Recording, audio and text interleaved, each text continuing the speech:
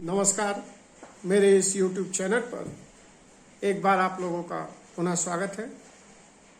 आज हम चर्चा करेंगे महाशक्तियों की जंग। जैसा कि आप जानते हैं, आज समस्त विश्व एक बार पुनः तृतीय विश्व युद्ध के मुहाने पर खड़ा है।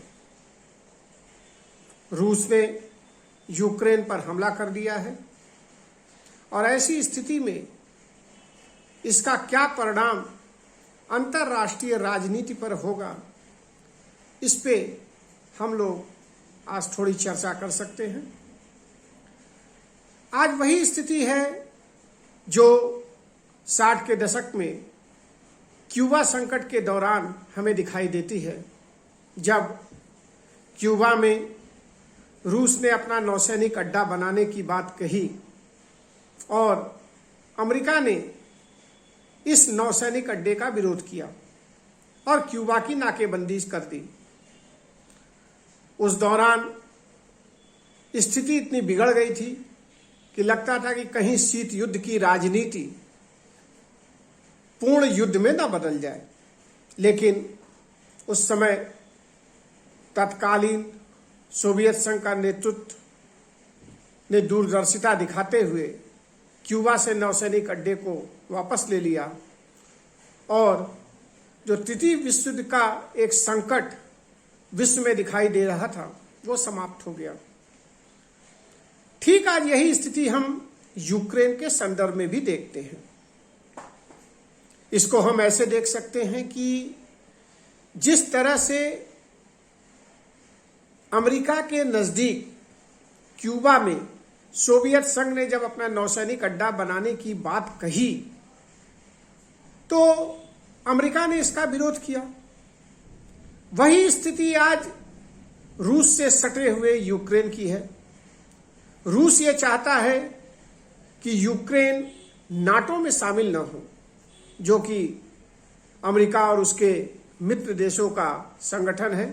जैसा कि आप जानते हैं कि NATO north Atlantic treaty organisation, ये संगठन अमेरिका के द्वारा बनाया गया था। इसके विरोध में रूस ने वार्सा पैक्ट बनाया था, लेकिन जब शीत युद्ध की राजनीति खत्म हुई, सोवियत संघ का विघटन हुआ, तो वार्सा पैक्ट समाप्त हो गया। ऐसी स्थिति में वही परिस्थितियां आज निकल के सामने आ रही हैं कि रूस चाहता है कि यूक्रेन नाटो में न शामिल हो और वो इस बात की गारंटी यूक्रेन की सरकार से चाहता है। परंतु यूक्रेन ने या नाटो के देशों ने ऐसा कोई भी वायदा करने से इनकार कर दिया, जिसके परिणाम स्वरूप हम ये देख रहे हैं कि पिछले 15 दिनों से रूस और यूक्रेन की सीमा पर तनाव था। रूस ने अपने 2 लाख सैनिक यूक्रेन की सीमा पर तैनात कर दिए। क्रीमिया की तरफ से, बायलोरसिया की तरफ से रूस ने क्रीमिया की नाकेबंदी या घेरेबंदी कर दी। आज हम यह देख रहे हैं कि सुबह 5 बजे रूस ने यूक्रेन के शहर पर आक्रमण शुरू कर दिया और रूसी सेना यूक्रेन में घुस गई। ये तो एक तात्कालीन स्थिति दिखाई दे रही है, लेकिन इसका क्या प्रभाव अंतर्राष्ट्रीय राजनीति पर पड़ेगा और अमेरिकी देश जो कि नाटो से जुड़े हुए हैं या अमेरिका के जो मित्र देश फ्रांस, जर्मनी, इंग्लैंड या यूरोप के अन्य देश इसमें अपनी क्या भूमिका निभाते हैं, यह देखना दिलचस्प होगा। इस बात में संदेह नहीं है कि जिस तरह से अमेरिकी फौजें अफगानिस्तान से वापस आई, उससे कहीं न कहीं महाशक्ति के रूप में अमेरिकी वर्चस्व को एक धक्का लगा और अंतर्राष्ट्रीय राजनीति में कहीं न कहीं उसकी स्थिति कमजोर हुई। हम यह भी देख सकते हैं कि शायद बाइडेन प्रशासन की अंतरराष्ट्रीय राजनीति में रूस के प्रति जो नीति थी उसमें हम स्पष्टता का अभाव भी देख रहे हैं। ऐसी स्थिति में हम यह भी देखते हैं कि क्या आने वाले समय में अमेरिका नाटो देशों के साथ मिलकर यूक्रेन की मदद के लिए आगे आएगा, क्योंकि अगर वो प्रत्यक्ष रूप से इस युद्ध में शामिल नहीं होता है तो कहीं ना कहीं यूरोपीय देशों, फ्रांस, जर्मनी, इंग्लैंड के जरिए वो इस तरीके की कार्रवाई कर सकता है। जैसा कि अमेरिका ने रूस के ऊपर प्रतिबंध लगा दिए हैं, जर्मनी ने प्रतिबंध लगा दिए हैं, फ्रांस ने प्रतिबंध लगा दिए हैं, तो इन प्रतिबंधों का क्या परिणाम होता है यह तो आने वाला वक्त बताएगा।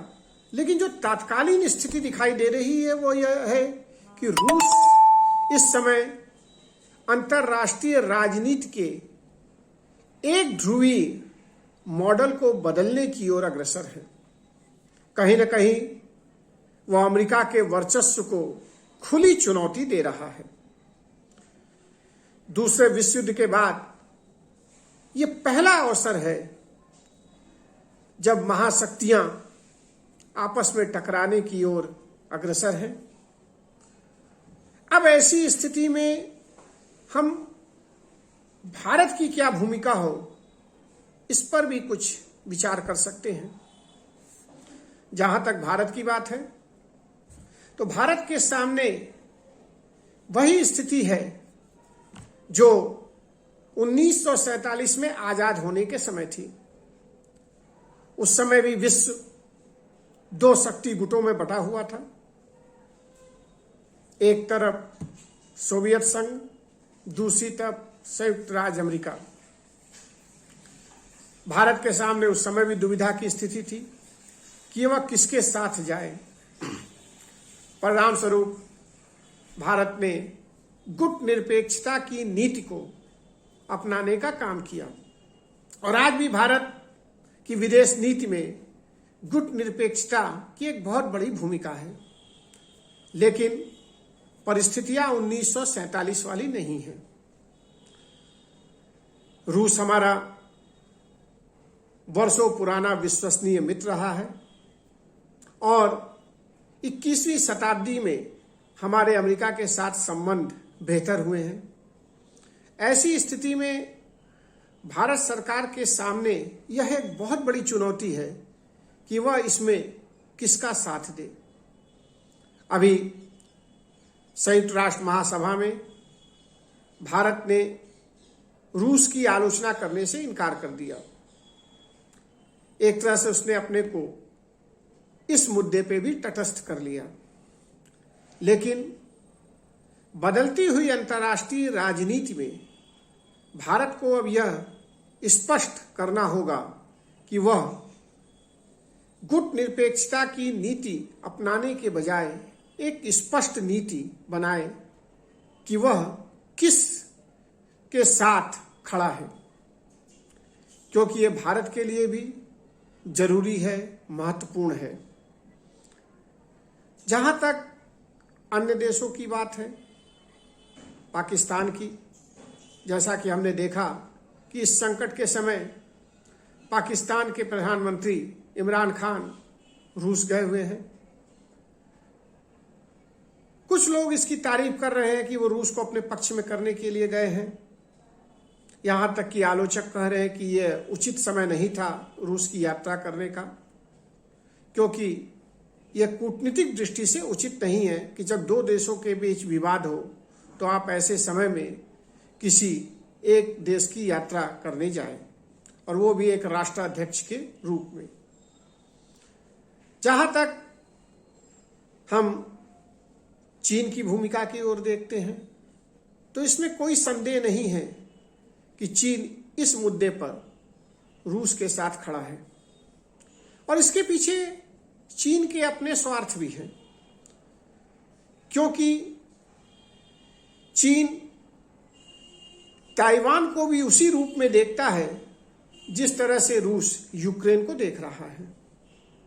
और अगर अपने इस मकसद में रूस सफल होता है तो कहीं न कहीं ये चाइना के लिए एक अवसर होगा कि वह भविष्य में ताइवान के ऊपर भी ऐसी कार्रवाई करके उसे अपने चाइनीज गणराज्य में मिला ले।